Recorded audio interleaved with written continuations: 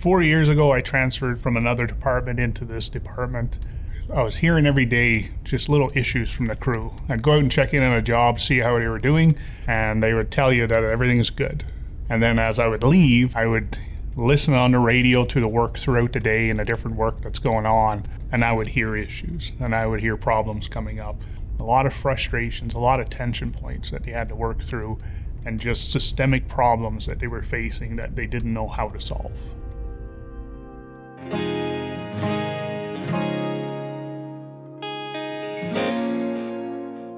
That's where the 4D's came into play. I was thinking about bringing them in the room and sitting down and just having a conversation and open it up so that they can tell me like all the problems that they're having every day. It's a tool in my toolbox that I use to facilitate a conversation. So I use dumb, dangerous, difficult, and different to pull out the weak signals or pressure points on the crews. So I decided to bring this forward to Kathy, to bring the crew in to sit down and have a 4D's conversation. Kathy immediately said, they've been together for 10 years, working together. You're going to unleash the hounds. Good luck. So despite the fact that Kathy had some hesitations, she gave me the green light and said, go ahead. She said, I trust you. Let me know how it goes. So in the morning, I write down the 4D's on the board, and that's pretty much all I do to prep. So I decided to kick off the meeting to explain to them that I've been hearing some issues in the field. I want to work with them. I want to see if I can help them out. It was total silence in the room. It was very awkward, very uncomfortable. One guy was like, Taylor, we have done this before. Why do you think you're going to do anything different? So I said, guys, like, what's dumb? Tell me something that's dumb that you deal with at work. There must be something. Finally, I had one guy that was courageous enough to say, okay, you want to know something that's dumb, Taylor? Every day it's a struggle for me to get a pickup truck. And I just wrote down pickup truck. Under dumb, pickup truck. I was like, great, tell me more. Then the floodgates unleashed. Then they started to tell me other problems. But the pickup truck one was one that I thought was really interesting, that I had a feeling that I could really deal with quickly.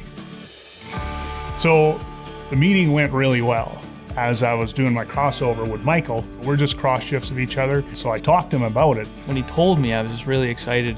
And some of the things I really liked was the language that's used in the 4Ds and how that, like, you can make that apply to a field worker. It's just a nice language that they use every day in the field. Once Mike had finished his 4D's conversation, we compared the list, and right away it popped out to me that he had pickup trucks on his list as well. Basically what they were saying is like, we don't have enough pickup trucks to just go to work. The pipe crew, they do a little bit more complex jobs that require a little more oversight and stuff like that. So we spend a little extra time with them going over the work that they're gonna do. And the scramble is kind of like getting out to your pickup truck in the morning, trying to find one that's good or has all the tools that they need for the day. The keys are in them, it's ready to go, and then each crew member gets to come out and take whichever truck they feel they need for their job. We believe that we're giving them the tools, the resources that they need to go to work.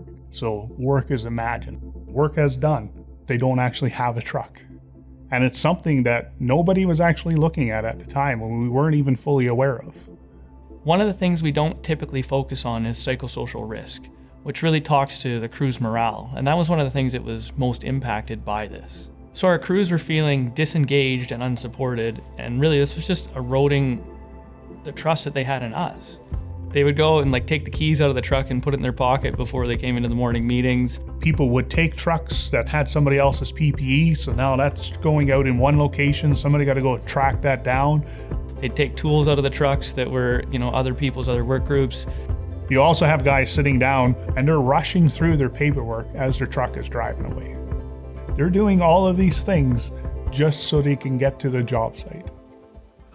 Michael and I sat down and we held a 4D's meeting together to further break down the issues within the scramble.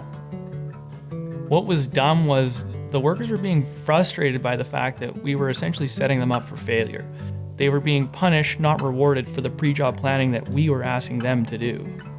What was difficult is it's challenging for them to do proper pre-work planning. It's challenging when they don't have a pickup truck. And it's really difficult when you don't have the proper tools in your truck. What was dangerous actually wasn't anything at that time. When they're doing their pre-job plan and we're talking to them and et cetera, we're holding them and they're building that frustration internally so they don't go out with that clear head and a clear focus. What was different? Every day was different. There's no consistency. They never know if they're going to have the right tools. They never know if there's going to be a truck. Every day was a challenge to them. All of this information that we had gathered from boots on the ground, from the folks that are doing the work, here is what we're bringing forward now to our general foreman. Here is what we're going to be working on, turned into for the next couple of years. Let's start with pickup trucks.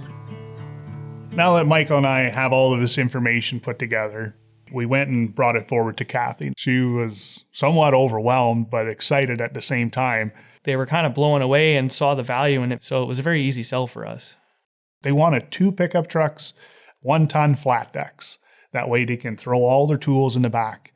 On site, we own all of our pickup trucks. So that's the issue. It's the budgeting and where the budget comes from that's the struggle. But by going up to Kathy's manager, we could lease 2 trucks. And those can be done within a couple weeks. Immediately, the manager said, absolutely, I'll lease 2 trucks for you right now. So the next rotation now, we came into work and we had 2 brand new flat deck pickup trucks sitting out in the field. Immediately, everybody knew that was their trucks now. They got their tools, they set it up properly. They were pretty excited to have their own vehicle. Doing that for the team really helped them understand the process that we were using with the 4D's and what we wanted to achieve. And it did build that credibility with them and started to build that trust with them to bring forth more issues through that process so that we could try to solve them. So the measurable gains that we had as a result of the 4Ds was time on tools. We gained an extra 30 minutes where they're not sitting around in the parking lot. And then ultimately, people wanting to be at work. It's like, I enjoy going there because I know in the morning I'm going to be set up for success and I can actually just go to work. When you put out the 4Ds, people get it, they understand it. I find we're using it more and more and more. It's something that we're doing a lot of listening, and they're the ones that's doing the talking and bringing forward real issues. I would say we're in a constant state of a learning environment. Looking back on it, I did not realize that one conversation was going to have such an impact on everyone the way it has, which is a pretty great feeling.